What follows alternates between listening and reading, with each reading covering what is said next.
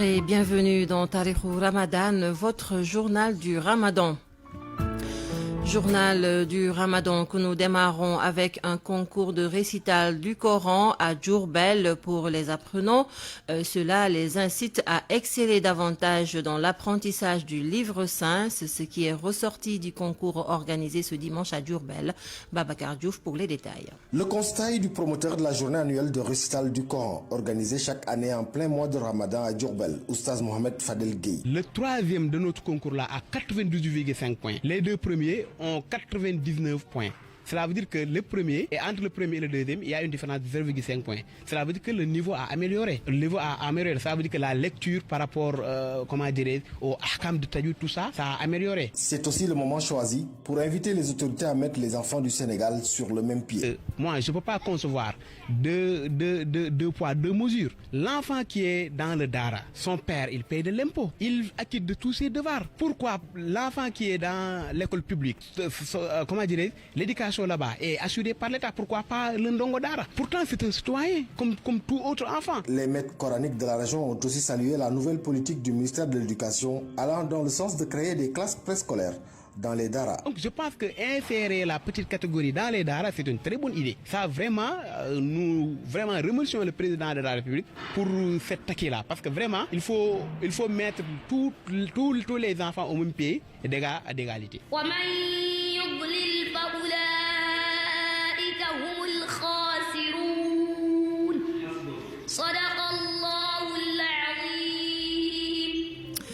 Touba et le Ndogu des Baïfal, une vieille tradition mais encore respectée de la préparation des mets au convoyage des plats.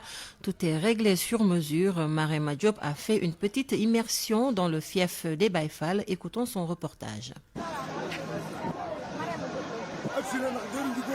Nous sommes chez Serigne Cheikh Ndigal Fall, à l'arrière-cour de la maison. Sous une chaleur de plomb, les femmes s'activent dans la préparation du ndogo. Avec détermination, certaines épluchent des légumes, d'autres préparent la viande et attisent le feu. Sokhna Ndeye Fall, superviseur, fille de Serigne Cheikh Ndigal Fall. Difficile de nous organiser parce que nous sommes très nombreuses, mais les tâches sont bien définies. Pour la chaleur, on ne la ressent même pas. Malgré la lourdeur de la tâche, la foi les pousse à se surpasser. Nous rendons grâce à Dieu. Nous éprouvons la joie, donc pas de fatigue. Pendant ce temps, les hommes, eux, s'organisent. Comment convoyer tous ces mets préparés chez le Khalif et chez leur marabout, Baïgei Touba Fall, Djourine. À 15h, je range les bols et j'appelle le marabout. Il vient prier pour nous et on amène le repas à Darou Khoudoss. Quand la caravane des Ndogu va s'élancer dans l'après-midi, elle sera au rythme des zikrs. Le Ndogu des Baïfal est une vieille tradition qui magnifie les liens entre Serigne Touba et Mame Cheikh Ibrahima Fall. Marema Diop, Touba, RFM. Et puis tout à fait autre chose, les tâches ménagères toujours dévolues aux femmes, Ramadan ou pas. Mais durant le Ramadan, avec la faim, ce n'est pas trop évident pour les femmes au foyer de gérer et préparer des mets succulents pour la rupture. Certains hommes diront que c'est le devoir des femmes de tout faire et n'ont pas besoin d'aide. Reportage Mam Astoukan. Un jeune couple habitant au quartier Gueltapé. Il est 17h passé de 15 minutes. Dès l'entrée de la maison, ce sont les va-et-vient de madame et de sa belle-sœur qui t'accueillent. Aram prépare le ndogu, habillée d'une taille basse. Pour elle, c'est un orgueil d'aider sa femme. Ah non, pas du tout. Ils ne vont pas nous aider. Les hommes pensent que les tâches ménagères sont réservées aux femmes uniquement. Mon mari est à l'intérieur. Il se repose ou il égrène son chapelet. C'est nous les femmes qui faisons tout. Et puis nous sommes dans une famille élargie. C'est mal vu de laisser un homme faire des tâches ménagères. Mais souvent, les hommes sont égoïstes. Monsieur devant le petit écran, pourquoi il n'aide pas sa femme dans les tâches ménagères? Non. Nous, à la descente, on est très fatigués. Les femmes sont à la maison toute la journée. Je pense qu'elles peuvent se charger de ces tâches ménagères. Moi, en tout cas, je ne fais rien, pour dire vrai, même pas laver une petite cuillère. Ndaï Fatou, 29 ans, taille moyenne, teint clair, elle est mère de 2 enfants. Trouvée au rond-point Sam en train d'attendre son bus, visage crispé, habillée d'un boubou traditionnel bleu, assorti d'un foulard de même couleur. Selon elle, c'est un devoir de femme envers son homme. Moi, je dirais que la femme s'occupe de sa famille. En période de Ramadan ou pas, c'est elle qui, notre société, a fait en sorte que c'est la femme qui prenne toutes ses responsabilités concernant le manger, par exemple. Voilà, donc que ce soit Ramadan ou pas, elle n'a pas à attendre qu'on l'aide. Certains hommes ont la capacité et l'esprit de dépassement concernant certaines tâches et aident directement les femmes. Donc, ils nous aident ou pas, c'est un devoir, c'est une obligation pour nous femmes et notre responsabilité en tant que mère, en tant qu'épouse aussi. Égoïsme ou orgueil, la responsabilité de l'éducation des enfants semble mieux partagée. Les tâches ménagères restent largement l'apanage des femmes. Mam Astoukan, allons à la rencontre de femmes qui travaillent. Elles se disent partagées entre le ménage et le bureau. Comment font-elles à la descente pour gérer le ndogu, la maison et la famille à la fois? Des éléments de réponse dans ce reportage signé Angelina Gomis. Ramadan rime avec un bon ndogu. Raison pour laquelle Sine Moundion descend tout pour préparer le ndogu, même si les préparatifs sont faits par sa bonne. On s'en sort, on s'en sort. Avec la bonne qui fait les préparatifs avant que je vienne. Et une semaine avant, j'étais au marché, j'ai tout acheté, j'ai mis au frigo. C'est pas facile, mais on essaie quand même, on gère bien. Même situation pour Ante Diop, mère des jumeaux, qui est aidée par son mari. On s'accroche, c'est pas évident avec mes jumeaux, donc c'est pas évident.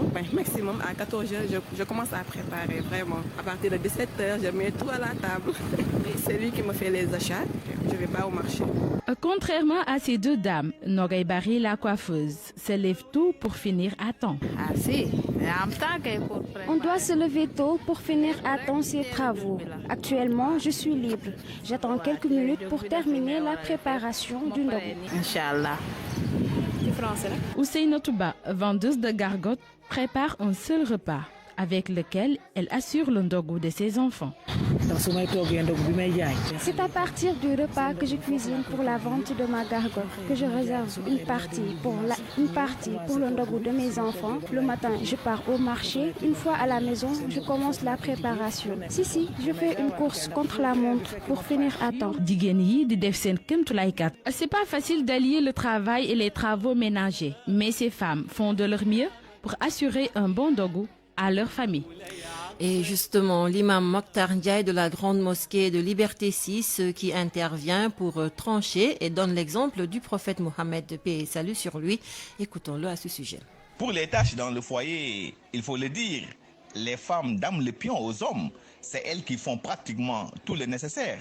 Et n'oubliez pas que nous sommes dans une société africaine, au-delà bien entendu des considérations religieuses, où la femme est naturellement sous la soumission de son époux. Et elle s'occupe de toutes les tâches, n'est-ce pas, du foyer. C'est elle qui cuisine, qui fait le linge, qui s'occupe des enfants, du mari, etc. Surtout en période de Ramadan, où les dames s'activent, comme vous le voyez, n'est-ce pas, pour satisfaire leur époux en allant au marché, préparer un copier ndogu avec tous les ingrédients qui s'en suivent, jus, beignets, gâteaux, etc. Tout cela pour rendre heureuse à leur mari. Mais il est bon parfois de se partager les tâches dans le foyer, comme le faisait notre noble prophète Mohammed sallallahu alayhi wa sallam, qui n'hésitait pas à aider ses épouses, n'est-ce pas, dans les tâches ménagères. Donc, comme c'est notre modèle de référence, nous devons, nous les hommes, faire de même, c'est-à-dire aider nos épouses, n'est-ce pas, dans les tâches ménagères, surtout pendant le Ramadan, pour que les mérites de ce mois béni nous soient tous profitables. Et vos rendez-vous à Massalikul Jinan sont toujours maintenus après la prière de 14h pour des prêches, mais aussi des récitals de Khasaïd avant le Grand Ndogu. L'université du Ramadan du mouvement Moustarchidine wal Moustarchidati reçoit ce soir à 21h le docteur Mamadou Djité. Il est enseignant-chercheur. Il va parler des acteurs politiques entre heure, l'heure et lueur. C'est la fin de ce numéro de Tarikhou Ramadan. Merci à Abdoulaye Diop pour la mise en onde, Yacine Pouye pour la digitalisation. Grand merci à Angelina Gomis, Babacar Diouf, Marema Diop et Mam Astoukan. Grand merci aussi à El Hadj Ndiogoudjen pour la réalisation. Tout de suite, la